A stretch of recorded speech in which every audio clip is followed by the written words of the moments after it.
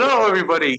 Welcome to the Developing and Leading Regional RSE Communities. My name is Gavin. I am from RSE Midlands, and today we've got an exciting event for you today, a general discussion and presentations for us to all hear and learn about how we can develop our regions, how we can learn from each other about our regions and our regional RSE communities. So I'm going to just do a quick introduction. So this is the structure of the meeting. So I've got around 5 minutes, but now a little bit less, which is great because I've got very short things to show you. Then we'll do the lightning talks where people from certain regions will come and present their region to us, and they'll talk about what they've accomplished, some of the issues and some of the points to formulate, and lead into the next section, which will be the general discussion and panel discussion, Q&A. This will be a chance for you to ask the people in the lightning talks questions about what they've done, what they've accomplished, what issues they may have had and how they can overcome them. And then from there, we'll lead from that into a general discussion. And this is much more open discussion where we can discuss amongst everybody about our regions and forming regional communities and hopefully just gain and learn from all of our experiences. And at the end, we'll do a quick wrap up on what has been learned in there. So just some general information about aims and objectives, discover the value of our regional groups, discussing his solutions to these challenges. And these challenges can include starting a regional community, building up your regional community, and maintaining the momentum in your regional community. We have a Hack MD where we can facilitate the discussion. You can ask questions in there if you don't feel comfortable raising your hand in here. And there's a link, and it is also in our regional RSG groups Slack channel, but also in the RSE Con material that should be available on the chat channel on Slack as well. The chat room, yeah. Chat room, sorry, that's the chat room channel on Slack. Just some things about best practices. We do follow the General RSE Society Code of Conduct. So just whilst we're having a discussion, be respectful of everybody's opinions, trying to talk over people. We'll try to come at you one at a time so you can all have a chance to discuss and raise your opinion and share your knowledge. And this is about formation of networks. I should also say everybody's opinion is valid. Doesn't matter your level of experience in forming regional communities or as an RSE. We all want to hear and learn from you, even if you just haven't been to one but hope to go to one soon. Your thoughts are valid and can provide lots of information back to everyone. And also join us in the regional RSE group Slack channel. And that's most of my introduction. So we will begin the lightning talks. And the first one we have is RSE South. And I didn't manage to introduce myself to Colin, but Colin South, are you here today? Yes, there you are. Perfect. So we'll start off with RSE South, and please welcome Colin. Yes, moving to the slides. Okay, thank you. So, slightly weirdly, I don't live or work in the south of England, but my employer has a large number of people there, and I manage quite a few people, and I'm a regular visitor there, and I actually did attend an RSE South meeting and was part of the organising before, so I got lumped with this as I think the only person from RSE South here.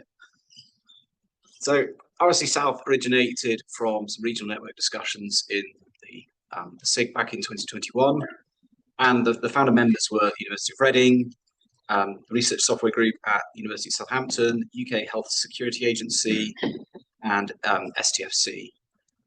I think when we had our meeting, we also had a slightly broader geographic range. There were people from as far west as Exeter. I think there were people from Oxford. I think there was even a couple of people coming out from London. So the definition of South was perhaps somewhat blurry. And RSE South aims to bring together RSEs in obviously the south of England to collaborate and share skills.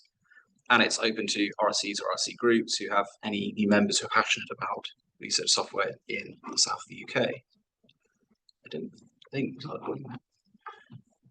So past activities, we had a couple of online meetings, and we had an in-person workshop in Reading in 2023 looking at the sustainability and reproducibility of research software.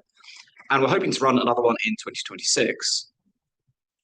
We are on the lookout for new members, and if you'd like to join us, then please scan that QR code or go to rsesouth.github.io. The main contact for this is also Maria Broadbridge at Reading, and her email address is on the bottom there.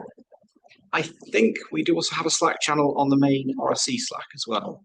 So if you go and browse the channels on there, you should be able to find our Slack channel on RSE Slack.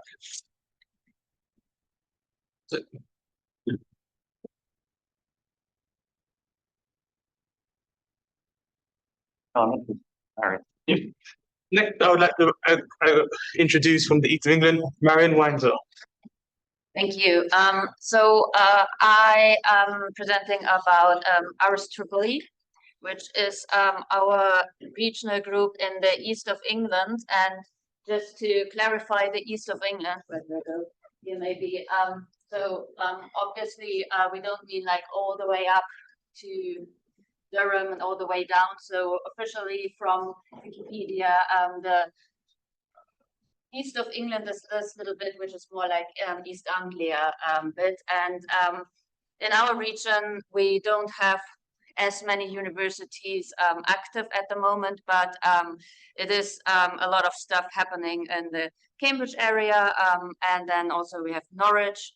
And we're trying to get more people wider involved. So our aim is like probably all of your aims and all the regional groups, that we are a regional community of RSEs, researcher developers, and other people interested in research software for networking and knowledge exchange. And we had a long discussion in our first meetup about naming and would we want to be RSEE or anything else, or maybe we just want 2 E's. Maybe we don't want the engineering bit. Maybe we're RSE squared or something like that. So RS London, and I know with Jeremy, we had these discussions. Sometimes RS London omits the E because they say, okay, maybe the researcher developers and so don't feel included if it's about research software engineering, and actually we want to be open to anyone interested in research software. But we decided to go with 3 E's. It also makes a nicer name, maybe. We are partnered with Women in High Performance Computing, Cambridge and East Anglia, which was founded around the same time. And one of our our first and only so far in-person meeting was a kickoff meeting of RSEE and Women in High Performance Computing, Cambridge and East Anglia in March earlier this year, which was a really great event with like people from all sorts of backgrounds. And we had someone giving a talk from Microsoft, for example. We had people from BAS, so British Antarctic Survey, and so, but of course also a lot of people from Cambridge University. So we had our first meeting where we talked about the name, and so on International RSE Day last year, and we are planning another online meetup on RSE Day this year. And also currently we are working with people from Imperial and Oxford, and so to have an in-person hackathon in November. So this is our slide that we like to put up on our events, how to get involved. So we do have a region East England channel on the UK RSE Slack, and we really would like people to join the organizing team, which is mostly Marion and me, and we also have Matthew, who just cannot commit as much time. And so we also encourage people to just organize one thing, and that is when we're really happy when actually Jeremy approached us and asked like, oh, we would like to run this hackathon, and so maybe in Cambridge, would that be okay? And so like, yes, we organize the room, we organize the stuff that's happening, and so this is really great, and we would like to have people from the region to do the same and say like, okay, we would like to do this one event, or we have this idea, can we run it, and can you help us with that? So that would be really great. We would also like help with designing a logo on the website and things like that.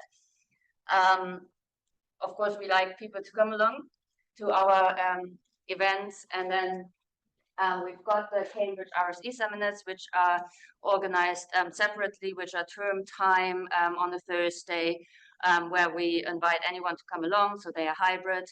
They are advertised on the Cambridge channel, on the RSE Slack as well. So anyone can log into Zoom and be part of that.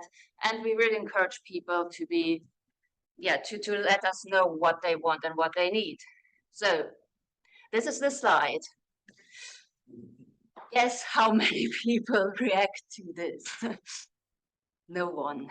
So we did not get any interaction from this slide so far, or from trying to get this message out. So our biggest problem, we were asked to reflect on, okay, so what problems do we have? And really this interaction and getting people involved and getting people to commit some time to help to do this, or maybe just giving us feedback, or it's really, really hard. So we had surveys trying to tickle some information out of people, and we have a Slack channel and so, but there's not really a big momentum going apart from what Marion and I are doing by pushing things and doing things and organizing things ourselves. At events, everybody is really happy and everybody's great, and yeah, we have to do something, and then nothing happens. We do have this partnership with Women HPC, which is really, really good and which is really useful to get a wider range of people. And then the Cambridge RSE seminars.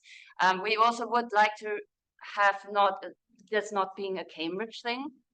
So in our region, there are not that many research universities or so around, but there are a couple. But yeah, so it's hard. It's really hard, and I think that's our main problem.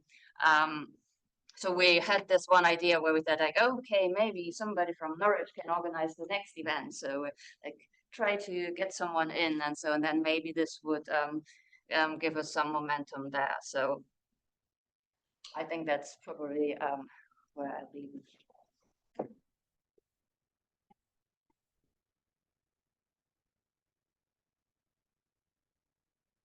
Next up is James Tyrrell for RSE Midlands.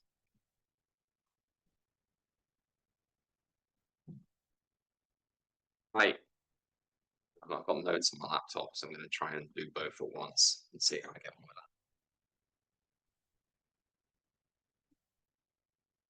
that. Cool. Hi, I'm James. I'm talking about RSE Midlands today, which I've been involved in for a couple of years or so now. Right.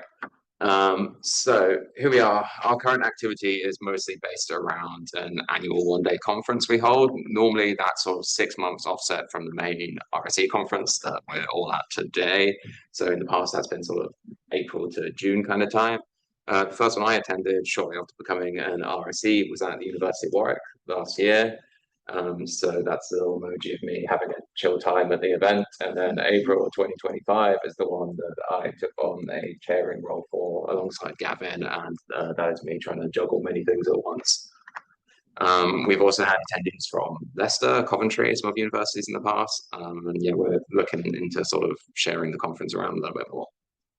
So yeah, I'll be talking about our annual conference mostly today. The most recent one that I was chairing. So things that went well, I think, with the conference was tickets were free. We had 53 orders in total, which I think was a decent turnout. We were able to secure a good venue for things, very central Birmingham location, because the University of Birmingham have main campus is not in the city centre, but we have sort of additional venues that we can access that are in the city centre. Staff were good on the day, food was great, that was all very happy. Industry sponsorship was straightforward for us, so it was quite easy to secure funding to run things. We had the backing of our group to underpin things in sort of worst case scenario, and we also have industry partnerships with Intel and Lenovo in particular already, who were able to sponsor the event for us. We had, sorry, I've got lots of slides, I'm going to talk fast. We had lots of support from the Society of RSE and the SSI. So SOC RSE supported us through sponsorship and through giving us access to the Events and Initiatives grant. And SSI ran a session in the afternoon where we had a bunch of SSI fellows coming along and talking about the work they've done as part of that. And we had a couple of engaging and relevant academic speakers as well. Hazel Wilkinson from the University of Birmingham, who's had a long history of working with RSEs in our team and elsewhere, and was talking about blending sort of arts and humanities and machine learning stuff. And we had Grant Wilson, also from the University of Birmingham, who's part of a team delivering the Diatomic project for Birmingham, which is building a digital twin in partnership with Birmingham City Council. So it's very sort of Midlands focused for that one. On to the next slide. Things that are trickier. We had 53 orders for tickets. Diversity of institutions was quite limited. And we didn't get as many as 50 people turning up on the day. I think we had about 60% UAB, 10% Warwick, and a few sort of individuals from elsewhere. This was also reflected in our range of speakers. The people we had speaking were predominantly UAB, ex-UAB, and University of Warwick. So things I would like to do in the future are perhaps more outreach and advertising across the board to try and reach different people, different institutions, identifying contacts there to be able to do so, and making it clearer perhaps that the event isn't just for RSEs. We sort of had some success in the last month or so before the event of trying to reach out to more people at the University of Birmingham who were not part of our central RSE group, but did very much sort of RSE adjacent work. Further things to consider: resilience in your organising committee. So I was given a big chunk of time to deliver this that sort of began disappearing as I had project overruns elsewhere and stuff going on in my personal life that meant that I had less time to do this than I wanted to. I had Gavin help me, who's got a longer history of doing RSE Midlands stuff than I have and has delivered the conference in the past. And I had other members of our organising committee. It was really useful in terms of being able to actually deliver something. Inclusive conference planning takes a lot of time and effort, but it's really valuable. There's more I would have liked to have done there as well. Representation of women on our organising committee wasn't great in that we had none.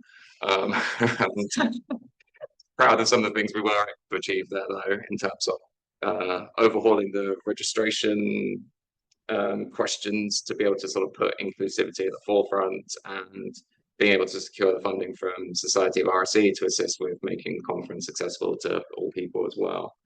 And backup plan for last minute changes. My timer says I have 10 seconds left, so I'm going to skip ahead. Here is a photo of the most recent conference. Beyond the 2025 conference. Continuity is difficult. Been having conversations with people here at RSECon this year about how we're going to sort of plan the next one. There definitely seems to be an appetite for more regular meetings from conversations we have at RSE Midlands, but I think similar to what Marion was just saying, sort of getting things in place is challenging. And yeah, I would really personally like to be able to use RSE Midlands to reach some of the sort of RSE adjacent folk who don't have RSE as their job title, but are doing lots of similar work. And I think I have one more slide, but it's similar to what we just talked about there. So I think I will call it there.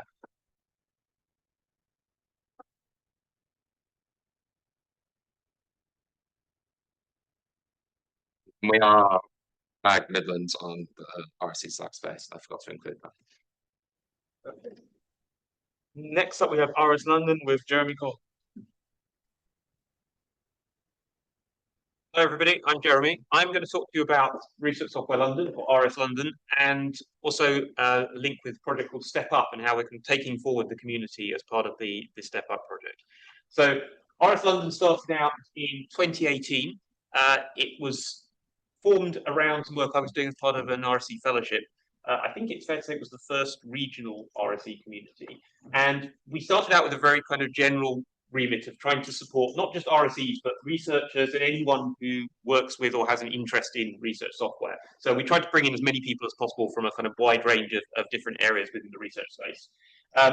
We focused on developing a range of community activities and advocacy. So we looked at running events, we looked at trying to kind of reach out to the community and kind of bring people in to tell us what they wanted to see from a regional community, how we could support them. And we also tried to focus on engaging with institutional leadership, because one of the really big challenges I think in this space is getting people to kind of buy into the idea that it's useful to have a community. So we tried to kind of promote this through working with institutional leadership. We had a kickoff event in 2018 where we managed to get one of the vice deans from Imperial to come and launch the community, and that helped us to bring in around 50 people to the kickoff event. We had people from, I think, 20 different organizations represented there. And one of the kind of, I guess, pieces of work that I put into this, which I was very lucky to have the time to do because of my fellowship, was really just a lot of kind of going out and talking to people. So how I built that community was really kind of finding people at all of these institutions that I thought we would like to target and get involved, and kind of going out and speaking to people and trying to engage people with this. So it was a really time-consuming activity, but it, I think, paid off in terms of kicking things off. We then kind of moved into a phase of getting a wider range of people involved. So we have a volunteer committee that has been supporting RS London. As I guess with all of us, everybody involved in this is very busy. People don't have very much time. And so the main focus of the committee has been as acting as kind of contact points to spread information about what the community is doing, spread the word about the events that we're running, and also kind of getting information from the wider community about what they want from an organisation like Research Software London. So that's been really useful. We've also had a lot of support from the committee in running our annual conference. So we have done 6 annual conferences now, I think. So we started off in 2019, and we've been doing them apart from 2021 when we had a gap every year. We managed to get one in just before the lockdown in 2020 in February. And that's been a really great way to kind of engage people. And we've, I think, had anywhere between about 75 to 80 people in the early events, up to kind of 100 in the ones over 22, 23. And then this year's event, which we did under the Step Up project, which I'll talk about in a minute, we had 142 people, I think, who actually turned up on the day. So a really nice kind of growth of people. And as I'll mention in a minute, we've also broadened the remit of the community from purely software to this wider DRTP space. So as I noted, I had funding through this, which I think I was very lucky to have, and that's always a really big challenge. But that funding ran out, and what we've now been able to do is to kind of build on the work of RS London under the Step Up project. And the fonts have gone a bit strange because it's gone from Mac to Windows, so my slides are all slightly out of line. But the Step Up project is a strategic technical platform for university technical professionals. A nice concise title, or maybe not, but it's basically trying to support a range of people beyond the software space. So we're supporting research software, but we're also supporting people in the research data space and in the research computing infrastructure field. And what we want to do is use this as a kind of platform to grow the activities of Research Software London to represent this wider community. So again, we're really lucky to have funding here to support these activities. This project is supporting our annual conference for the next, last year, 2024, 25, and then in 26 and 27, we'll also have annual conferences supported through Step Up. And beyond the kind of community aspect, which is obviously hugely important, we are looking at a range of work around training and skills, career pathways, and also this kind of policy and strategy aspect and growing awareness and recognition. And this is all kind of wrapped up in the work that we want to do through the community. I think the other point to highlight here is we work really, really hard as part of this community activity to support the kind of diversity and inclusion space. So we've really, really tried to aim around to bring in people from a wide range of different domains, different areas, and also to have a committee that we feel is more representative of the wider space, not just the kind of research software space. And that's been really valuable, I think, in ensuring that we've been able to grow the community and that we've been able to bring in people from a much more diverse set of backgrounds than we might otherwise have been able to do. So just to finish off, we are bringing together Step Up and RS London, and we're continuing to grow and support the community. If you want to join the Step Up mailing list, we will advertise RS London activities through there as well. We also have an RS London website, rslondon.ac.uk, where you can see some information about the community itself and how to kind of engage with that. And we are looking at a range of different options for going forward and how we can kind of grow support in this space. This is work that's ongoing over the next few years, and hopefully we'll be able to come back with some more exciting impacts to report to you over the coming years at RSEcon. So I'll finish off there. If you are a sticker enthusiast, there are some stickers on the table over there, and you're welcome to add to your laptop sticker collection. So thank you very much. I apologise in advance for my very bullet pointy slides. I will try not to just speak about them. But so the NHCIR, if you're not aware, is 8 universities across the north of England. We tend to, the the acronym basically covers computationally intensive research. We do stretch the term intensive to it basically is any digital research infrastructure and supporting all research technical professionals. I think unlike some of the other RSE community groups, we are a group that are kind of spanning across a wider range of the community already in terms of covering academic themes. We've also got a research data manager theme in the same position as me, and having all of these people in the same group results in being able to sort of run things like we ran the DIY retreat, which is trying to bring those professions together. So I came to this role with absolutely no experience of community management. I will put my hands up, but I was quite keen to sort of learn and pick up the process. What that did mean is that things like events, it was only the third event that I ran where I realised the reason we didn't have name badges was because I hadn't done it. I didn't know. I kind of went into it without that list of these the to-dos before you kind of run the event. So I've been trying to use my lack of experience to build up those things of, okay, what are the people in my community that want to run a community missing? What do they need to be able to kind of get to the point where they can do it as well? And I'll come back to that a little bit. I do have 1 day a week funded. We also have a pot of money to run events and things. And while that's kind of beneficial in terms of being able to kind of argue for the time, that does make it slightly more kind of, there's a bit of pressure there to have the results. You're not just answering to the community, you are answering to the people that are giving the money and providing the money. And like I mentioned, that we also benefit from kind of being in a wider team and having that kind of sort of support structure in place. So from that we do quite a lot of different activities.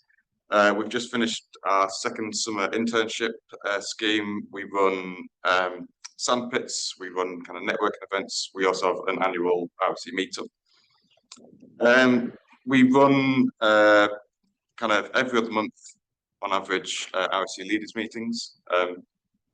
We'll kind of go and we'll avoid this sort of discussion about what is the leader, but that has been the kind of leaders generally from the central team from each university, trying to bring them together. And we also have what we call a PWG, which is effectively leaders in the sort of technology, digital research technology from across the N8, kind of coming together and helping us support our HPC machine, but also thinking about what other digital research infrastructure can we provide by sort of bringing our money together.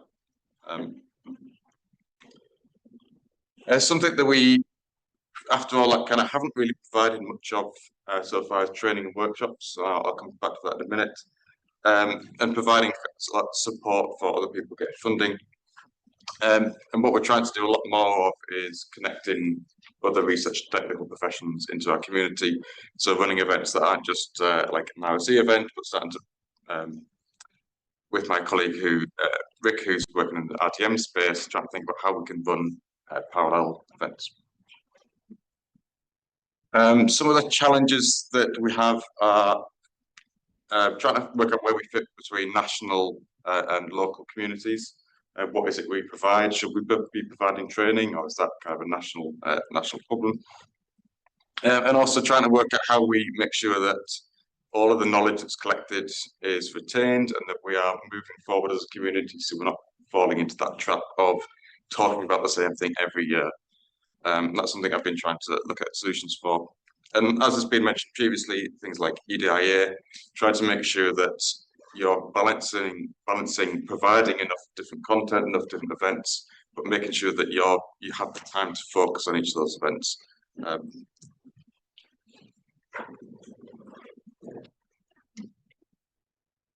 And some of the solutions that I've been trying to look at in this space are, like I've mentioned, about trying to standardize some of our processes, trying to create crib sheets for events, looking at what kind of needs to be done each time. But also then trying to find opportunities, like I mentioned, creating these crib sheets for myself can then also be shared with people in the community that want to run those events and using those areas to run the events. So instead of being events that are run by us, being a platform for other people to say, I want to run this thing, I need a community, I need a bit of money, I need like instructions and guidance on actually doing that. And then finally looking at, I'm quite a big fan of something called a theory of change, which looks at change management, trying to think about what are long-term impacts, and bringing that into kind of trying to find, okay, what do we want to achieve next year? Who in our community can help towards that? What initiatives are going on? And trying to start to link some of those initiatives.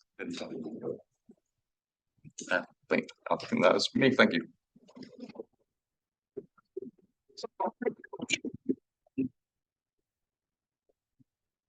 Perfect. Now for RSE Southwest, please welcome James Thomas, Rachel Tunnicliffe, and Emma Hogan. Emma's going to stay seated. Thanks, Kevin. Hi, everyone. I'm James. This is Rachel. Emma looks away again over there. Yeah, Rachel and I'm from Bristol. Emma's from the Met Office based in Exeter. And there's just a photo here of the most recent event that we've held. So we are a new regional group based in the Southwest. Before we held our events, we polled the different members or the potential members of the group across the region, and we asked them what would they want to get out of a regional event. I guess this might be applicable more widely, but this was specifically for us. And don't look too closely at the percentages and whether they add up to the right numbers. The right-hand side, if I start with, this is what people said they wanted to get out of a national conference, and my very, very quick data eye on this was, okay, basically they just want lots of things, and it's quite diverse. When people wanted to meet in a regional event in the Southwest, what they were interested in talks, but what they really wanted was opportunities for networking, and they wanted face-to-face networking opportunities. So there was the possibility for RSECon, as we're at now, they could come in person or they could attend online. But what they really wanted is something, as it is a local, or a more regional group where there's less travel, they thought, well, we have the possibility of meeting in person within a day. And so that's where we really focused our activities. So what do we mean by Southwest? We kind of mean Southwest of the UK. So it started with just the Southwest of England, as in like that region, but we have tried, and Rachel talk about our success or lack of there, to get institutions in Wales involved as well. The plan, similar to one of the other groups that spoke earlier, was to have events that complemented the annual RSE conference. So what we've decided to try and do, we've held 2 events, so one in February at the Met Office, one in June at Bristol, then there'll be this one, and then to complete the kind of 4 per year, the next one will be in January at the University of Exeter, so they'll hold it. I think I've said the bottom of that. Basically, it's allowing for people to do that networking in person.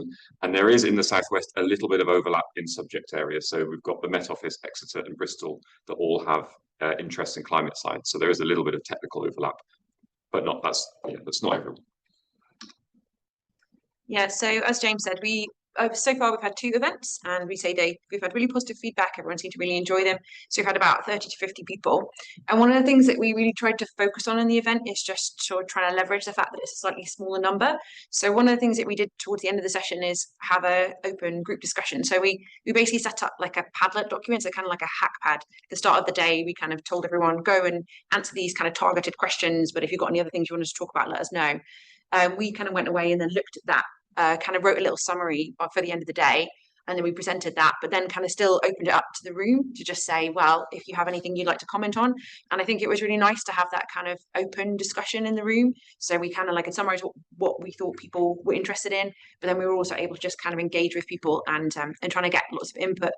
And so we found that there's like interest in a variety of contributions and topics. So people were suggesting things like, obviously, like the talks and lightning talks. We did kind of focus a lot more on lightning talks because we thought having a little bit of lots is kind of better than having those longer talks with these sorts of events, because really, if the idea is networking, what you want to do is kind of get to know the people in the room.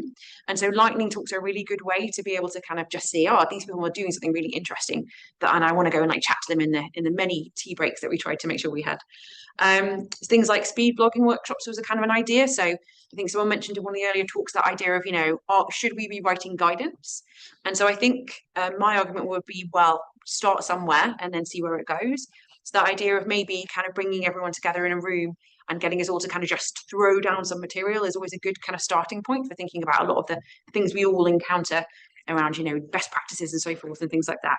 And really our kind of variety that we had was around, like, we went all the way from like technical material, ways of working. And I think, again, as kind of reference to some of the earlier presentations, is how do you make sure that you don't just keep talking about the same things in every single meeting? So I think the idea of kind of themes will probably come through. So the kind of challenges, and I think I'm sure this is inevitable and true for every group as well, is how do we ensure the longevity of the group? So obviously one of the things with us is that we almost sit as a kind of a subset of the RSE South, because South kind of would encompass the whole thing. We're a kind of subset of that. And so I think for us, one of the things that we thought about was we want to make sure that we're very focused on in-person events. So I think what's quite interesting with our group is that you can be part of multiple different groups. You don't have to just be one or the other. So RSE South might provide slightly different things. You might want to go to different events, but for us, we kind of want to really focus on that. Being able to get to somewhere in a day, I think, is quite important. So because we sort of said, right, we have a kind of schedule of what we want to do, is to ensure that longevity, we want to have like a cross-organization advisory handover committee. So we're kind of in the process of forming that. And so we want to kind of have it so that it's the people who've organized the events kind of like essentially like help out the new people who are organizing the next event, and then they can take it over and run it in a regional way. There was also questions around covering the cost of events, and I'm sure everyone has come up against this. So should we be asking for a small contribution? We've run it free so far. I think the main feedback we've got was that people need fuel in the form of tea and coffee. So if we could just do that, then people are even happy to cover their own lunch. So we need to think a little bit about, do we need to ask a little bit of contribution for that? And then also that question that James referenced of how do we make sure we get people included? And I think these sorts of events, you know, this sort of group, this sort of room is perfect for this sort of thing, is basically just telling people that we exist, telling people, trying to get, you know, one person in a group that might know about us, and then trying to like attract as many people as possible. So as much inclusivity as we can. So if anyone is interested and didn't know anything about us, then do come and chat to us about this. Thank you.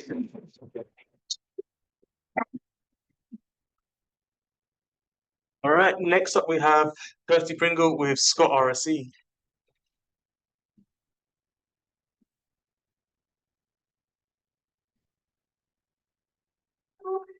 Community seems very small compared to all these other communities, although it's a big area. So the Scott RSE community is mostly run by me, with recent help from William Hayes-Hill, who's very brilliant. He's come along. I was in a bit of a stupid mood when I wrote this slide, so there's lots of pictures of animals. Scott RSE network was set up simply because I moved up I lived in Yorkshire for a long time. I moved up to Scotland over COVID, and like, while I know the RSE community fairly well, I don't really know people in Scotland working on RSE. So I was like, okay, right, let's go and speak to people, and how can I find out who's working in RSE in Scotland? And then I realised wasn't at the time the Scott RSE network. There is an Edinburgh network, the CERSE, which has been going on for a really long time. It's quite successful, and it kind of links people up within Edinburgh. But obviously, in the same way that England is quite London-centric, Scotland can be quite Edinburgh-centric. So I kind of wanted to move a bit more broader than that. So thankfully I work for the SSI, and so they give me a wee bit of time to go and do stuff and set things up. So we basically wanted to create a little bit of a community. It's quite light touch across Scotland. Coming from the fact that Scotland is a big place, it's hard to do meetings in a day, kind of day return, because, you know, if you live in the Highlands, it's quite far from anywhere. So what we decided to do is to do monthly meetings. We got a regular time slot, which I think works really, really well. It just goes in people's calendars. Clashes with RSECon this week, but apart from that, works really well. And all our meetings are online. We have discussed trying to do an in-person day. I haven't done it for 2 years. One, I ran out of time to do other stuff. And the other is I'm not convinced that we have enough momentum in our community to get a group of people to actually get on a train and travel. I think it would be very Edinburgh dominated if we did it in Edinburgh. We'd like to do it somewhere else. We don't have enough engagement yet from people right across different groups, I don't think. Maybe it's a bit of a chicken and egg. Maybe if we did the day event, then everyone would come and then people would be really engaged. That'd be great. Meetings are open to everybody. So there's a few people that are interested in Scotland's RSE that don't live in Scotland. There's people that live in Scotland but don't work in Scotland. It's all very complicated. But because they're online, they're open to everybody if they're interested. it's quite light touch. It's pretty easy to organise. I basically organise one meeting a month, send out an invite, hope people come along, and that's it. And I tend to chair them, or they're trying to rotate.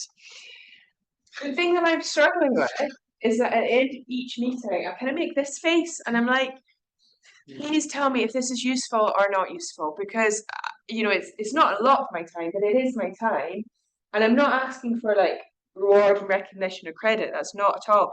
But I want this to be useful, and if it's not, that's fine. Tell me whether it's useful. Tell me whether we need to be doing something different. Tell me if the time doesn't work. I'm not really an RSE, so when I pick a topic, if I always going to say, can you suggest some speakers? I'm happy to contact them. I'm happy to do the logistics of inviting them. But there's pretty much no suggestions come forward, which means I get to dictate the agenda, which is quite cool. So we have I think, a really interesting perhaps doesn't reflect other people's interests. So this is kind of my question, as it is to people, to you, to discuss, is that I'm kind of listening. I want to get feedback. I think I'm really struggling to kind of understand what tweaks are needed. Partly it's because it's quite a small organising community of two. But beyond that, I think that it's kind of, we've got the same core people attend. They're really nice. We have a good chat. We just don't get very much feedback. So the traditional way of doing feedback is via feedback forms and things like that, but I think it's too formal for what we've got. I think we need something that's a little bit more kind of conversational, or some way to kind of get some guidance or some input from the community. It feels very much like it's kind of is one way at the moment, and it's supposed to be a community and it's supposed to be a network. So that's kind of my open question for discussion as to how, with these small emerging networks, how can we really get people to share their ideas and share their opinions, even if they're negative, to try and kind of make sure that we're creating something that's useful. That's it.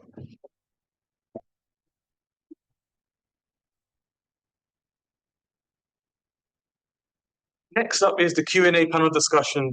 So can I ask all the speakers to come up front? And what we'll do is that we can pose questions. You can either use the HackMD Slido, or if you're in the room, you can just raise your hand and I'll pick you. Good news is that with the room, you should be able to be picked up anywhere via the microphone. I was going to try and join the Slido one. Do we want to join the Slido? Yeah, that would be nice. Yeah. This is track E here for Slido. This is track E. Like fish bars. Yeah. It's just that. Yeah. Remember. Very official. Yeah. So then do we have to wait for people? Yes. Okay, Yeah. join, if you want to ask questions to the panel, please join the Slido. Yeah, one of the questions. Oh, okay. Geographically. Okay. When the Slido is you need to review. Just for the question, it seems you need to review also the I know you're not. That's true. Oh. That's good. Yes. Okay, great. Thank you. So if that's enough time, if you accept that, then you should go exactly. Can I? I don't. We also ask questions like. Yeah, I think we can ask questions in person as well. You want to manage the questions in the room? Yeah, so we might do one Slido, one in person, and go back and forth that way. And so start with I think we start with the top question. yes. So we're going to start with the first question, which is how do you approach industry partner support conferences? And I think I noticed this in James's talk about your RSE Midlands conference. I don't know if many other people mentioned it. So maybe we'll start. Yeah, so I get that was sort of what I was saying during the talk is we were kind of lucky and it just fell into our lap more than anything. But I was highlighting that because I know that sort of securing funding is a huge challenge in trying to run these things. I don't know, Gavin, previous RSE Midlands conferences. How we tend to get funding is that we rely on previous either connections with our central RSE organization. So in regards to Birmingham, we have a connection due to our HPC vendors, and we can then talk to them and see if they'll be willing to fund this sort of event. Other Midlands groups have used other partners that they've used via the RSE's research as well, such as HDR UK, and a few others. And so they give the money and then they are allowed to put their sign somewhere, have a booth, or what is the? Yes, they have. We include their branding on our website, although I'm not sure if we've actually updated the logos, but their name is definitely on the website. They have a booth on the day. We give them a speaker slot usually. That sort of varies in length depending on what they want to present. More than anything, or at least that was in the most recent one. They also supplied us with quite a lot of merchandise as well, which was good. I'm still using the coffee cup. 6 months on. Just follow up to that. This is like a basic question, but when you get the industry funding, what do you use the funding for? Oh, for us it was booking the conference venue mostly. We spent the money on booking the conference venue for the day, and for catering was probably the most expensive part of that. So where our experience was, we used both the days we've run so far have used internal organisation facilities, so they've been at no cost to us, luckily. But then when we were arguing for funding, we were like, so what we're asking for the money, we actually kind of want the endorsement of having someone sponsor us or fund us. But I think so. We mainly use catering, the expenses for the keynote speaker to come. But we were also thinking what about administrative time to help organise the event and staff time? But that was on another level more expensive than we could get. Yes, so I guess in the sense of main sponsor was a research software group at the University of Birmingham, in that they sort of sponsored my time and Gavin's time for running the thing. Not sure where I'm going with that, but it's contribution in kind at the time. Yes, absolutely correct. That would be more expensive. I'm not cheap.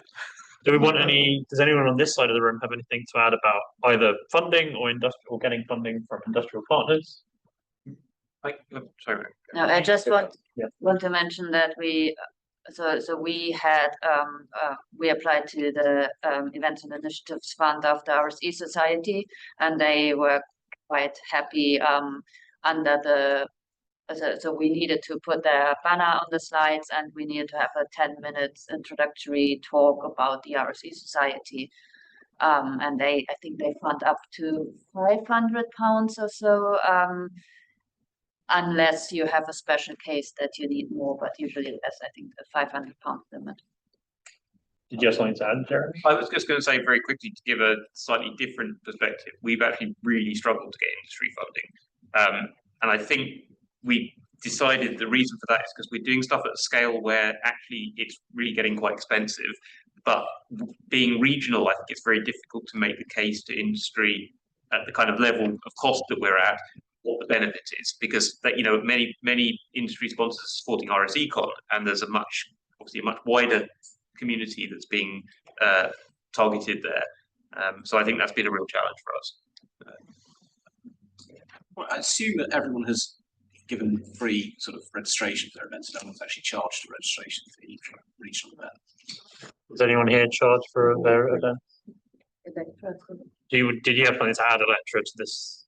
Well, I mean, I was going to talk about getting sponsorship. I think we didn't try as hard to reach out to industry per se, but we approached institutes because we have big universities in London that could do some contribution. And I think we got something out of it, but for future RS London conferences, we probably need to approach more sponsors. Like Jeremy said, things are really expensive to organize. Any more comments from the rest of the room or the panel? I guess in the NACE, it's set up a fire joint, but it works through a collaboration agreement across those 8 universities. So each of those universities pays into a pot. And I think that was built around the idea that it was a shared HPC, and then that was funded out from there. That does have a lot of complications associated with it, and we're very fortunate to have Emma Finch, who manages that kind of that contract and managing that between the universities. It does also mean, though, that we are very it's difficult, even though we're across the north of England, we are very specifically those 8 universities, and we can't really engage with the other universities, which I think has kind of created an issue where there has been a northern RSE group that sort of keeps popping up, but because of the momentum of the N8, people would rather go towards the N8 where it's got funding, it's kind of got money to put towards events, but then you end up with this funny gap where the other universities then don't have the remaining momentum to sort of push their community. Just it's a completely different thing. You mentioned the events and initiatives grant. I should have said that we're very grateful that, like in our event, we were supported by the Society RSE, and we got £500 of match funding as well for that event. The only slight issue we've had so far is that event was in June, and we haven't been able to get our university finance department or contracts department to work out how they can get that money from Society RSE to us, because how does it count as a funder and get added to our finance system? And have you contacted the society's finance team? Because so we told the university who to contact, and they want to deal with it. From that side, it's easier because you can create a PO or yeah. In progress of trying. I think we'll move on to the next question. Oh, did you? Oh, just to see if there's anyone in. Yes. Sir. Yes, I had a question. Thank you very much. They were really nice talks. So I'm a very, very fresh. This is my first week as an RSE, so I'm very new, and I'm really interested in knowledge sharing.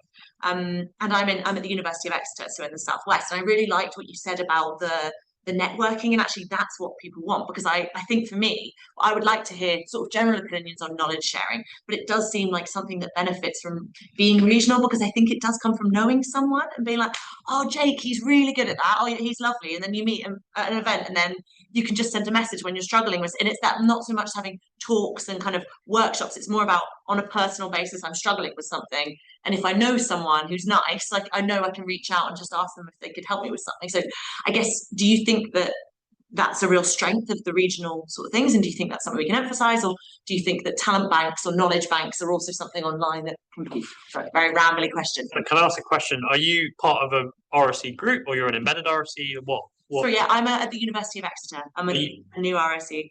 Are you in the central group though, or are you? Yes. Yeah. Okay. Cool. Does anyone on the panel have something to contribute to like knowledge sharing in the regions? Yeah, I mean, I think that it was what we basically wanted to do, as you said, is you kind of wanted to have it so that the easiest way you can find out what someone's doing is by just like they do a little quick talk, they have a poster, there's something that you kind of get a little hook, so that it's really easy to go up to them and say, oh, you're doing this, like I'm doing that, brilliant, let's have a chat.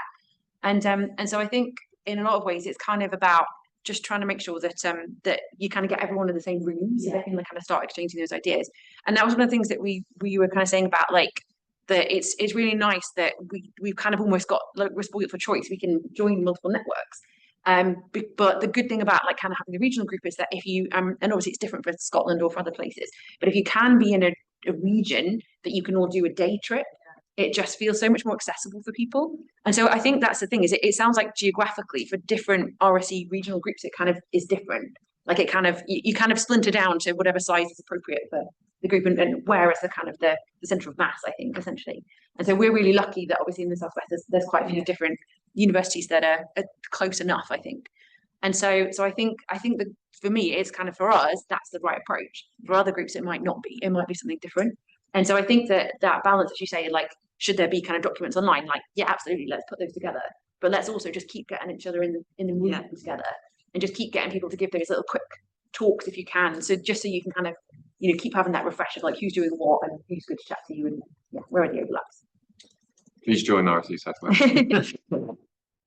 See you in January. Well for you to go. Marion, did you have something to say? Yeah, I think it's also a question of scale, because especially for early career people, it might be less scary to have people they actually kind of know and meet regularly rather than going to a big conference where you like there's a big room and you're standing there giving a talk or so, and it's quite easy to organize lightning talks, as you said, and give a lightning talk or even posters and having these kind of things, and also having these face-to-face short discussions over coffee. And so yeah, I think it's just more cozy in a regional group maybe. But I would also like to use the opportunity of speaking now to point you to CAKE, the Computational Abilities Knowledge Exchange project that I'm co-leading, and we've got a couple of flyers out here. And where if you go to cake.ac.uk, there are a couple of things about getting involved. We're just in the ramping up phase, but please get involved or talk to me later. Maybe to play devil's advocate slightly on that, but I feel like if you're looking for technical expertise, that maybe regional groups aren't a place to find that, and that we have quite a few like technical special interest groups, like there's the HPC SIG, there's the Reasonable Performance Computing SIG, and others are emerging.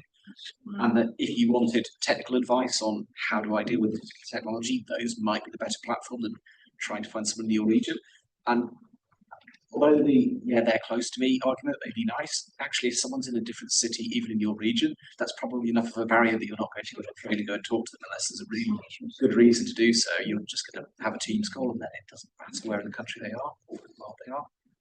And that maybe the regional groups are better focused on the networking and maybe knowing a little bit about what each other does, but it's not the place to go into much detail. Anything else on knowledge sharing in the regions? Or maybe we'll go on. Anyone else on the audience want to say anything as well? I just have a question on that is mainly on the N8, because I understand that the N8 is a bit different from the other regional communities. And I know you talked about training. Is this training only specific to the N8? Like RSEs is there, or is it also open if it would happen, or are there any sort of knowledge sharing that is happening within RSEs and other universities in the north? I only say that because I used to be at Northumbria University and didn't find a regional group at the time, but I'm no longer there. I think it is a topic that's come up quite a lot, particularly when we do get asked, like, can you run something that's then beneficial outside? And we've started to be a bit more flexible and see it more as a case of if it's benefiting any universities. So working with Northumbria University is going to benefit the universities. It's kind of that knowledge exchange. So we're kind of more flexible in that respect. But then we do also have to remember that where we have a contract with where this money's come from and a responsibility in that sense. I think we've started to look at ways of improving that kind of collaboration, but it's a little. Make a comment on Northumbria. Hello, I'm from Newcastle. Actually, myself and a colleague really tried to set up connections between our RSE team and people at Northumbria and Middlesbrough and Sunderland and Cumbria. It just fell completely flat. We were trying to work out who we were. It was really a struggle to see who we were trying to contact to then spread the word, and it was very, very difficult. And I'm sorry we didn't get through to you. We did actually make efforts, but it just didn't get off the ground.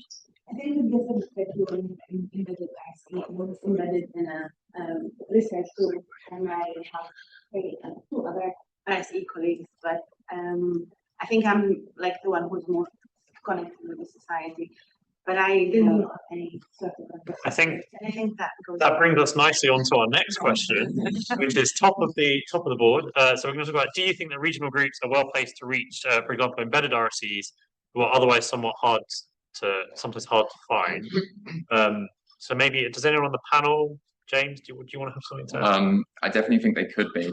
I know from experience of running our most recent RSE Midland session, we had people attending there from the University of Birmingham who were doing sort of very RSE-like work.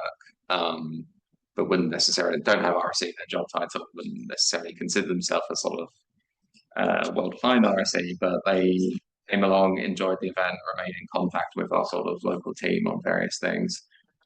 Some of those were people who were already familiar with our local team, but yeah, I like to think that sort of regional groups are definitely a space where there's the possibility of reaching people who might not otherwise have an interest in it or sort of national conference, because they have other research interests and there's only so many conferences you can go to in a year, for example, but a good opportunity to sort of connect with those people on a regional level and see if there's any sort of further possibility for knowledge sharing and the like. We have, sorry, I'm rambling and I'll wrap up and hand over to someone else in a sec, but we have some of the same people I'm referring to will contribute to training on behalf of our group for different researchers across the university, for example, because although they're not RSEs, they are very much sort of well-versed in coding and development stuff. All right, thanks. I'm going to expand this question a bit to say, what successes or how have regional groups reached out to embedded RSEs in their region? So you can, if you have a comment on that, that would be great. Jeremy, do you want to go? Yeah, so, I mean, firstly, to the question itself, I think the simple answer is yes. The more detailed answer to answer your broader question. So we've had a lot of success in reaching people who are beyond our central team, but it's also taken a lot of work. So I think the way that we've addressed that is that through the regional group, we have contacts at each institution who act as a kind of local person who can then kind of discover these people around the institutions. And the way that we've done that locally at Imperial is we've then kind of, it's more of a kind of tree structure. So we've kind of broadened out from a sort of single contact to people then in local departments to try and push the message out. So I think, finding embedded RSEs is always a challenge because they don't always know about these other groups. And if you just go and put out messages through your standard channels, they're not going to reach those people. So you need to really put in a lot of effort, I think, to get connections in different departments, push messages out through groups within those departments. So use mailing lists in departments, use PhD mailing lists, use, research kind of lists that people have. And then from that, I think we've had a lot of success in finding embedded RSEs. And once we know that they exist, they then help us to find the other embedded RSEs. So it's really that kind of, kind of pyramid scheme, as it were. You've got to start somewhere to try and get the message out, and then you kind of build the structure from there. Can I just echo that point just very quickly? So we've had great success because we rotate who organises. The home institution organising is often very successful in locating many of the embedded people within their institution.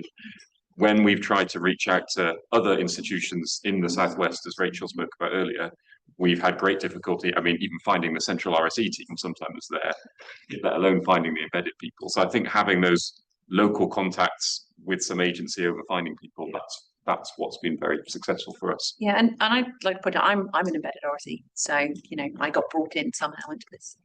Marion, do you? Yeah, I would caution a bit and say, in my experience, it's a bit hit and miss. So the people have to want it. So in my previous job, I talked a lot to various embedded RSEs and tried to encourage them to join that regional group, and they kind of said that, yeah, they would come along, and so they never did. But yeah, on the other hand, I mean, there are lots of examples, and I think Marion, you're yourself also kind of an example of a previously embedded RSE who engaged through the university community at the time, before our regional group existed. Yeah. So it can be frustrating to try and do it, especially if people are embedded in their research group and rather see themselves as researcher developers in those groups, and so and are not so committed to find another community, or don't see why they should. Does anyone else have any comments on reaching out embedded RSEs in their region? Sam, did you? I think also as an embedded RSE, and for me it was the only thing that got me into the community was actually just spotting software on a newsletter somewhere. It obviously like jumped out when I work in, because all my newsletters are academic, so just suddenly saying, oh yes, there's some software out there, like the Ref talk that we saw earlier. But then I think it's easy to think as a regional group that you are closer, but actually you're still outside these universities. Actually, it's the people being advocates on the ground, which don't necessarily need to be connected to the regional group or the national group. It doesn't really matter. I think it's those people in the universities themselves that have the kind of opportunity to kind of reach other domains that we haven't kind of reached yet. Anyone else on embedded? Oh, Rachel. Yeah, just well, to kind of echo the point that James made as well, that like I think that there's a different priority when you're an embedded RSE. So trying to keep the events like cheap or free and easy to access, I think is a really good way to bring them in as well. Free food. Free coffee, that was what we got. Like they were like, we don't mind the food, just give us the coffee. When we ran the survey last year at RSECon, cake was one of. What do you want? I would agree with that. Anyone else on embedded RSEs in the audience? Should we move on to the next question? Or should we move to the general discussion? Or yeah, I guess it kind of is. It is, yeah. General discussion. Yeah, let's merge these two. Yeah, there's the one, kind of a blurred line between the two. Electra, do you have something? You're gonna blur the line. I think the branding matters. The fact that we're RS London without the E, it's much more welcoming to that. Being an embedded RSE, you're not sure you're doing software engineering, and you're not sure you're going to be doing this forever, but you definitely are interested in the software. So just keeping this open, I think, and creating this welcoming place for people that don't have RSE in their title includes embedded RSE is a bit better. And we even got this year people that were considering do they want to do the career move, and they came to our conference just to talk with RSEs, professional RSEs, which was interesting. Were they people from like an academic background or like other RTPs or from pure research, whatever that means, into a more RSE role. Okay. Matt? Jeremy was first. I was going to just make a quick response to that before Matt. Okay. So just to say, I think the naming of RS London came actually as a result of our local community, which existed in Imperial before the regional community, which was originally the Imperial Research Software Engineering community. And then at some point, I had a discussion with some researchers who were not engaging with the community, and I asked them, why are you not engaging with the community? And they were very direct and said, we're not engaging with it because it's got engineer in it. And we had a sort of long discussion about why that mattered to them so much. And we then changed the name to Research Software Community rather than Research Software Engineering Community. And suddenly more people started to engage. And so I think I was really surprised how much the kind of concept of people not wanting to be seen as engineers when they felt that they were just researchers was really important. But it made a difference. And that was actually what led to us then making the RS London community much more general in that concept as well. Did you have something to Yeah, so I sort of on that same sort of point, I think I've always been a strong advocate for really trying to avoid using the name research software engineer when talking about these communities, because it gives the impression that only if you are an RSE is this thing for you. And talking about, I mean, there's been a few mentions of someone being like maybe not a real RSE if they're not in a central group, and it's irrelevant in my mind because it's the craft they are doing is still research software engineering. The commonalities are still there. The discussion of career paths and so on might not be, but the technical stuff, the day-to-day, the stuff we care about is there. And being careful with how we talk about these things, not talking about being in a research engineer event, but being research software engineering, or dropping the engineer entirely, I think is an important thing to talk about and to be careful about when discussing the in and out groups and not accidentally excluding people without realizing it by the phrasing that you use, for example. So on that example, I'm not a research software engineer, and yet I organised the group. So. Was there a comment at the back, or was this was to how tempting it is then to drop the S and say with system and hardware people also interact because it's end to end kind of pipeline. Have you got any thoughts? So expanding to kind of RTPs in the name, I think is. So that I mean that's a really interesting point, a really good question. I think we're kind of grappling with that at the moment because we're trying to do that broadening of the community, and there's a question about how you name the community to then make these other groups feel that it's something for them. And I don't think we know the answer to that yet, but we're trying different approaches. And certainly within the context of Research Software London, Step Up has been useful as a project because it meant that we called our conference this year the Step Up RS London Conference, which gave us that kind of mix of the two things. But if you've got a very established community that has software in the name, it's difficult. But yeah, absolutely. There's people out there who want to get involved with this stuff and who will if you find the right way of pitching it. Marion, did you? Yeah, maybe just quickly. So you have to be a bit careful. So I once attended a community manager workshop, and they said, be careful with scope creep. So if you want to be everything for everyone, it's just not a community anymore at some point. Having basically this identity and this defined scope helps with building and maintaining that community. So it's a difficult balance. Of course, you want to be very inclusive, and I think the RSE community also has this thing where we want to be open to everyone. Everyone can come along, but then now people start to separate off like a calming iceberg. The data people are there with their own things, and the infrastructure people are there with their own things. Anything else from? I can't comment about RTPs as well. Maybe should we be RTP region name? And is that still within the sort of scope, or is that too much scope creep? I guess this goes back to what Marion was saying. If you have scope creep, maybe people feel it's too far removed from what I do that they don't engage. I mean, I don't know what. I mean, go on, Kirsty. What? I think there's an element of this that if you form a community, it feels intuitively a good thing to do. You bring people together, great. Nobody's kind of says, no, don't do that. But then few people kind of sit down and think, what do I actually want to achieve from this community? Why do we want it? And I think that is where your scope rate becomes important. So if your community's aims are quite clear and they're specific, you've got a greater chance of achieving them. Which doesn't mean you don't obviously want to exclude people, no. But at the same time, you want to target your audience, your kind of key audience, in order to achieve the aims of your community. So I think there's an element of kind of moving away from the intuitive. Yeah, bring everyone along. That's great, fantastic.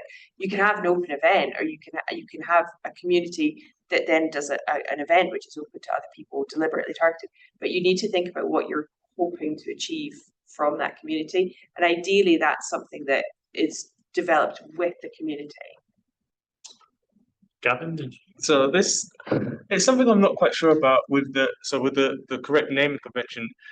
Do you fear there might be a deviation from the RSE society itself?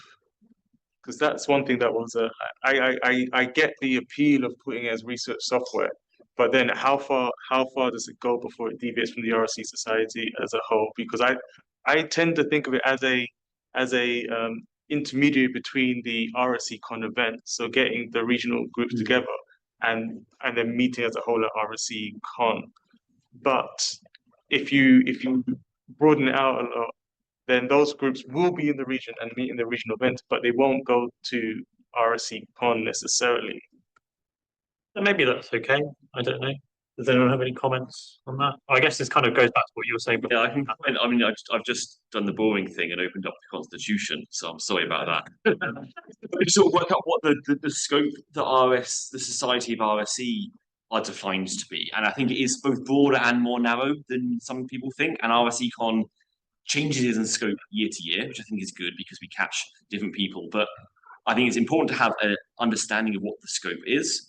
I don't know if all regional groups have to be strict subsets of that, but they should be largely overlapping subsets, I think, because otherwise you do lose that identity. And if they deviate far away, they are useful in other ways, just not as regional RSE teams. So the Constitution basically says it's about advancing education, mostly, but not only, research software engineering, and then also to promote research generally around software or research that depends on software engineering. So it's very kind of loosely defined. It's about research and education that depends on software, which is more than just research software engineers in the central group doing what they do. I think research software as a moniker works quite well. It overlaps quite a lot with the SSI.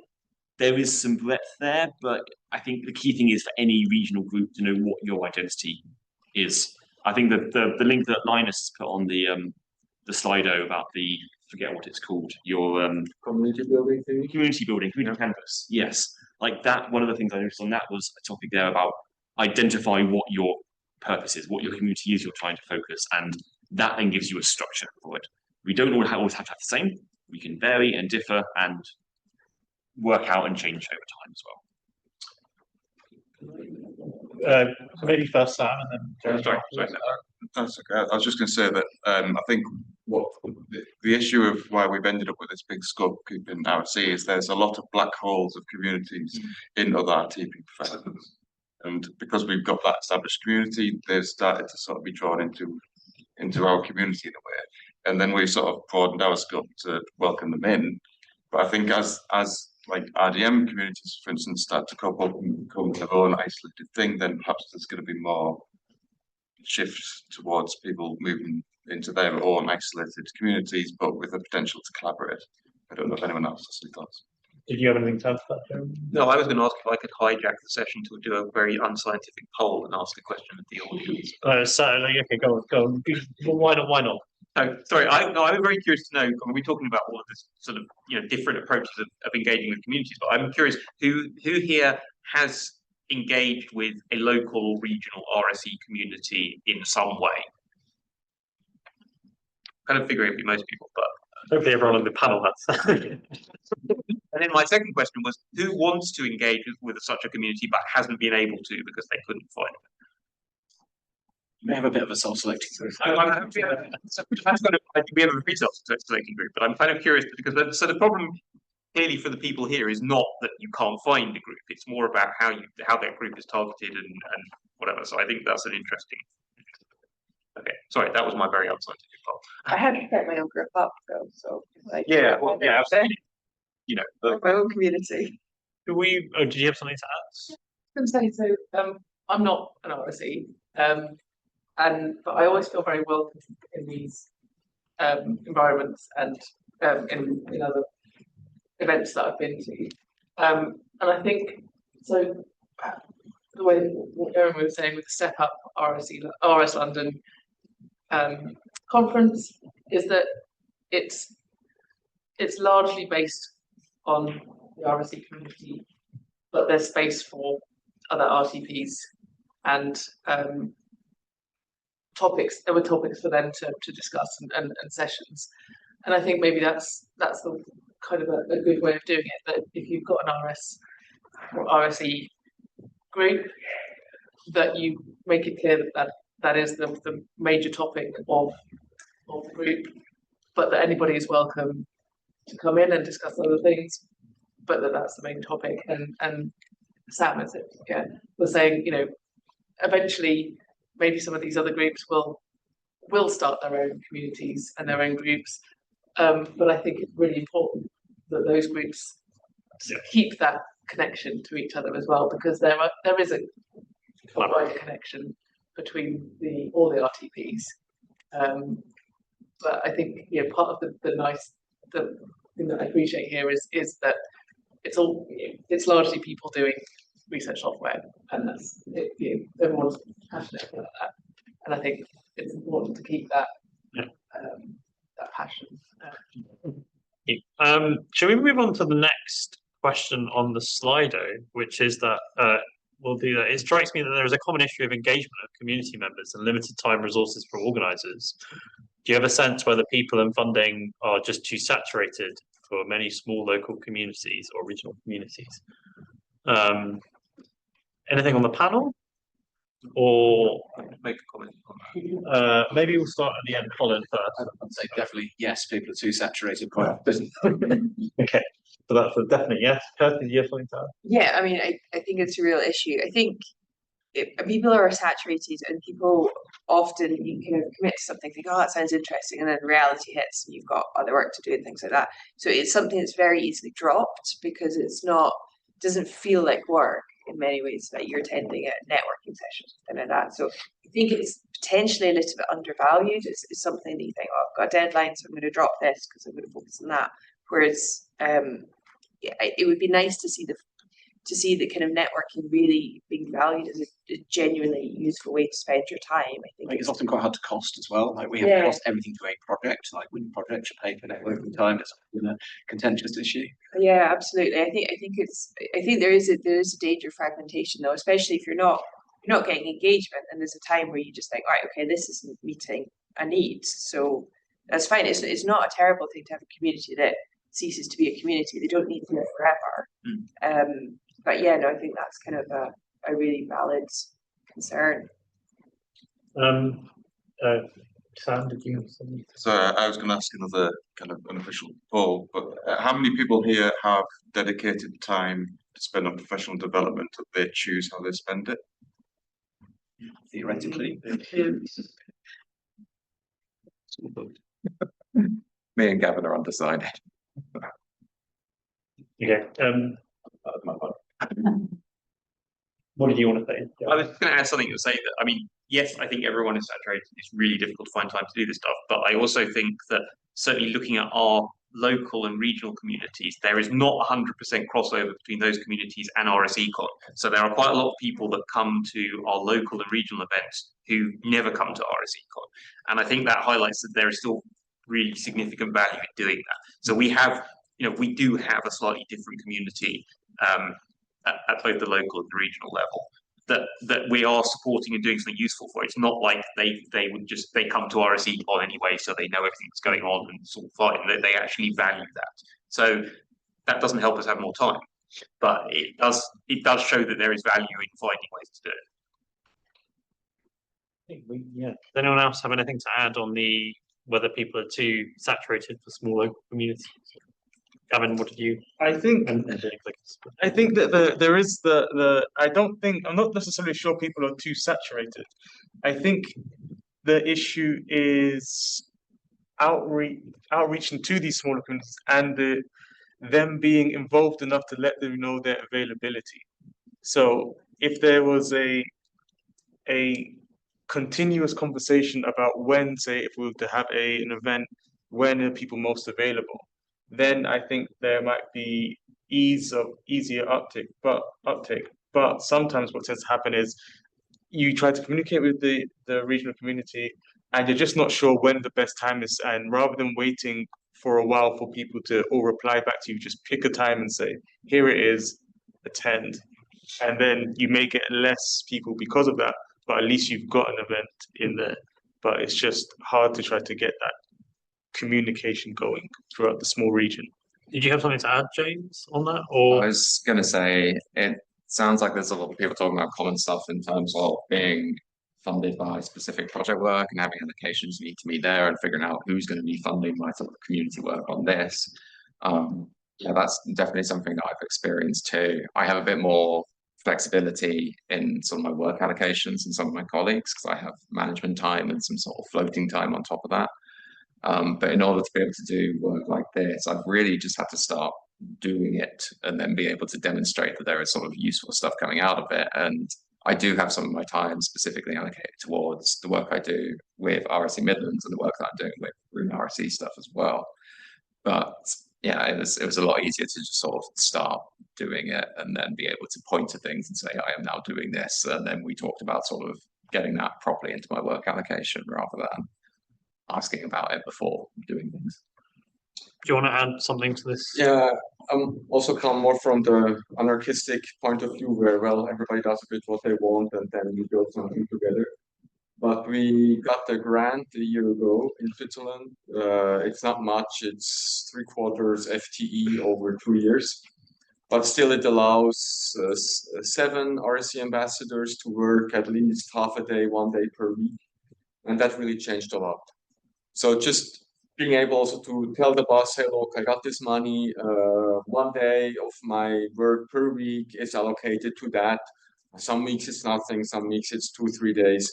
That really changed a lot. So I think all those people who say community is difficult, it takes a lot of time. Yes, it does. And if you can go to your boss and say, hey, I got some funding from somewhere, it can really help the boss. So I think even if it's a bit waste of time to search for funding because it doesn't work always, I think it's still worth trying to go that path and trying to get some actual funding, to have an official stamp.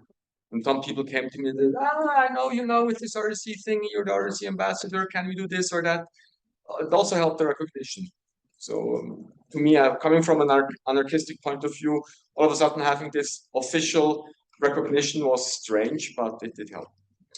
I think this kind of bleeds on to unless there's more to add in the room. Oh, yeah, go on then. Just one thing about the RSE Southwest is that because we had a number of institutes who were kind of willing to contribute to the organization, like we talked about, we haven't I don't think fully implemented this yet, but we kind of talked about having like a core organizing team and having at least one member from each of the organizations on that to kind of help with sharing the load, and the fact that we offer to host at the different institutes each time. So it just means for me at the Met Office, we probably won't host an RSE Southwest again for at least another year. It's kind of after the one. So then it kind of takes the pressure off. So it's kind of sharing the load a little bit more rather than relying on, say, the same institute to host every time, right? So I think we learned a bit from the Met Office one was obviously really good, but it was a lot on you, right, that you did. And so our little organising committee was 4 people. And that made a big difference because it's a lot easier if it's a quarter of the work each. We're not all as superhuman. Yeah. So definitely we would, because they were this is offered to host it at the University of Exeter next. So we were chatting with her when she was around on Monday to sort of say, let's sort of meet. So we don't have any cost of time associated with it, but it doesn't, you can kind of sell it a little bit to get a little bit of time, and then it's not so much on one person. It makes it easier, I think. Should we go to the next? I think we've kind of broadly touched on the next question on the Slido, which is how do you convince your line managers so that you spend time on community activities? I'd be interested to see those on the panel that are kind of doing some organising for their regional groups. I mean, some of you have funded time, you've mentioned in your talks, but... One way I kind of justify it sometimes is around recruitment. This is a very good way of recruiting future people. The one I don't mention that is equally valuable is that it's also probably a good way of being recruited. Anything else on the panel? Or in the audience? Oh, sorry, Rachel. Yeah, that's right. So I think with me, I basically just sold it as this is really valuable for me to be spending time with people that I can learn from. So really kind of selling the network, especially for us because we have the benefit of having the Met Office in the region as well. And other groups that are really helpful is saying, well, we kind of come across issues in our work, things that we know other people have experience of. Let's try and build that community because then that benefits us. And so it's kind of almost like trying to sell that direct benefit that kind of comes back down as well. Did you want to add? Yeah, just if I can broaden the question a little bit as well. One of the sort of tension points that we have in our central team is that I'm one of the line managers in the central team, and I'm completely on board with this. But then the RSEs in our central team are then embedded into projects with academics or researchers, and they might take a different viewpoint over they're like, well, I paid for you for so much FTE, and I need you to spend exactly that FTE every week on my project. And we found some of them not to be as flexible. I advocate very strongly to say that you've asked for someone that either is an RSE or is going to be doing research software engineering, taking on board Matt's point, and they have a professional responsibility to do CPD activities and other activities. So if you were, say, a postdoc in an academic role, would you expect to hire someone and then never to go to any conferences or organize any activity? They'd say absolutely not. That's part of that job. And I say, well, that applies exactly in this situation then. And that simplistic argument has helped. Anything else? So Gavin, did you have something to add? Or? Yeah, so I was going to say one thing I've had in the conversation with my line managers about this and spending time is the recognition aspect of the people being involved in the committee being recognized as an RSE, but also as part of the wider RSE community and being someone who is a sort of a pillar of the region by being involved in these regional events. And that's how I try to sell it, because one of the aspects is about the recognition of an RSE and in the wider community of the field. Do you want to add something? Yeah, just so I agree, and I think for us, our line managers and Cambridge very much see that, and they see the value also of being seen and increasing the visibility of the institution and the RSE group. And also, I think there's an understanding that we are part of this community. The RSE leaders are part of that community, and it's kind of you as an RSE group, you should give back as well. So each RSE group should have invest a certain amount of time and resource into this community, because otherwise it just doesn't work. So I think sometimes it's easy to ask for forgiveness. Don't say I said that, but in order to be able to do that, you need to be really good at building the evidence behind the impact that that's had. So not just having a conversation with someone that you thought that was great and then going away and thinking that's benefited me, actually writing down that I had this conversation and this is what it led to, and trying to be quite good at building those banks of evidence for impact that you're doing. And I know that one of the things that was in that presentation this morning was about getting software to the BEF, but it'd be interesting to know if getting community building into the BEF would be something that you could show it has impact, it's benefited research. any other inputs from the room on this? No? Okay, okay, so let's move on to another. Are there any further questions from the room, or we can carry on with what's on the Slido? We do. We'll have a 5-minute wrap up at the end. So we've only got 5 more minutes of questions. So maybe we'll just move on to the next question, which I think has been broadly answered in the presentations, but maybe someone on the panel wants to comment, which is what makes a region? How do you choose a regional group? How do you go on, Gavin? Oh no, I was just saying this was my question. I did it both as a test of Slido to see it appear, but also, yeah, to just expand, how does everyone define their region and their regional event? Is it so? It's been mentioned such as day travel or means of communication. So I just wanted more detail for others who may want to establish a regional group. How do they define their region and set things up?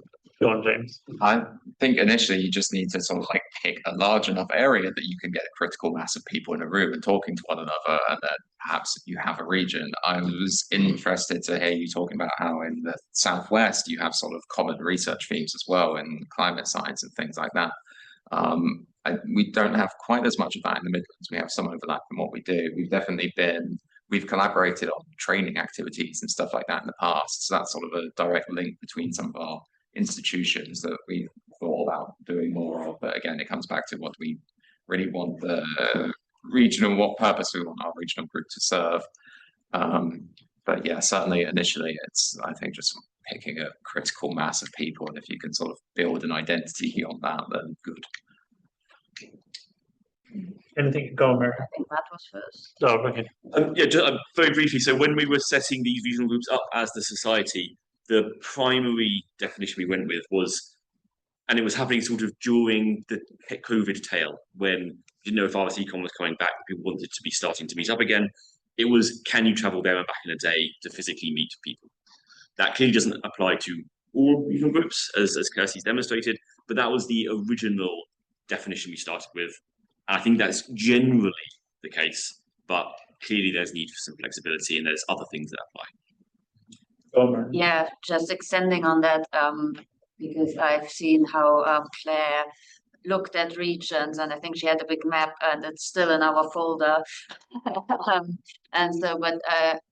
the kind of textbook definition was that one you find on Wikipedia where the UK is just divided into regions, but then I think every region is quite open to, yeah, if you feel you belong to that region, then do that. And I think at RSECon 22, we had this thing for the first time where people were asked, which region do you belong to? And we put it on the name tags and then said like, okay, chat to other people in your region.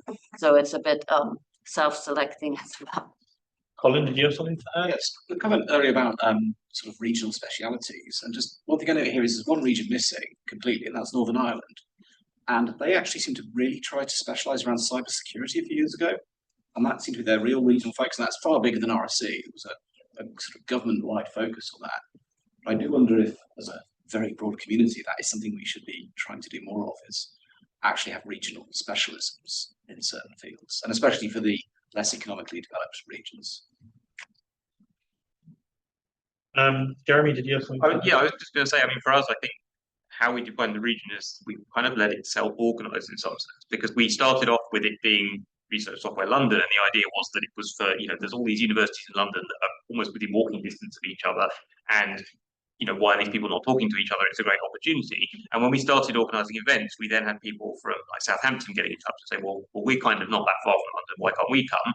And then people from Cambridge got in touch, and I said, of course, anyone who wants to come can come. And we ended up with this slightly weird sort of this very large region that was like a line from kind of Southampton to Oxford to Cambridge, which is a really, really huge part of the southeast of the UK. So much smaller than Scotland, Wales. But it does a lot more people like that. And then what actually happened that was interesting was that RSE South actually came out of this, because then we had Maria in Reading, who realised that there were a lot of people locally who could actually do stuff as a cluster themselves. And so RSE South kind of was spawned out of RS London as a subgroup, because we felt that there was already enough of a critical mass of people. So I think it's very much a kind of, you need that critical mass of people. And if you can find that in a group, the size of the region is not really that important. It's more about who wants to engage. I think, one last point, Sam, and then maybe we'll move to the wrap. I was just going to say that you also have an issue that a region has a middle and an edge, and you either have everything hosted in the middle, which becomes a bit weighted, but it means that everyone can equally access it, or you host it at the edge, and all of a sudden the edge can't reach it. And I think that kind of becomes an issue for us, because we're kind of quite long. But I'm just sort of thinking about this kind of idea of should the region be de-accessed from the middle, or Okay, thank you very much. Thank you to everyone on the panel. I'll just say, sorry, just make a very quick final point before we wrap up. I think Gavin, you're going to wrap up. James. Was it? me? Yeah.